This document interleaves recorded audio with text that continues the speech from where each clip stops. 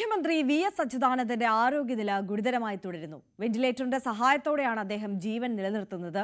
വൃക്കകളുടെ പ്രവർത്തനം സാധാരണ നിലയിലാക്കാൻ ഡയാലിസിസ് തുടരുന്നുണ്ട്. സാരംഗ് നമുക്കൊപ്പം വീണ്ടും ചേരുകയാണ്. സാരംഗ്, വി.എസിന്റെ ആരോഗ്യനില ഗുരുതരമായി തുടരുകയാണല്ലേ?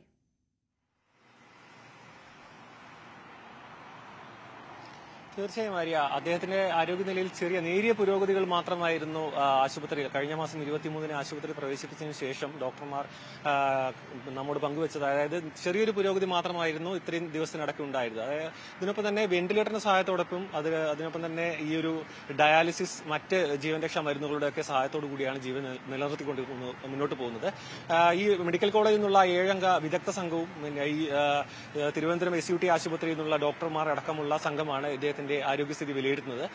ദിവസവും ഇത്തരത്തിൽ ആരോഗ്യസ്ഥിതി വിലയിരുത്തിയതിനു ശേഷം മെഡിക്കൽ ബോർഡ് ചേർന്ന് അതിനുശേഷമാണ് നമുക്ക് മെഡിക്കൽ ബുള്ളറ്റിൻ പുറത്തേക്ക് ഇറക്കുന്നത്. ഇന്നലെ അടക്കം അദ്ദേഹത്തിന്റെ ആരോഗ്യസ്ഥിതി അതീവ ഗുരുതരമായി തുടരുന്നു എന്ന് തന്നെയാണ് നമുക്ക് മനസ്സിലാക്കാൻ കഴിഞ്ഞത്.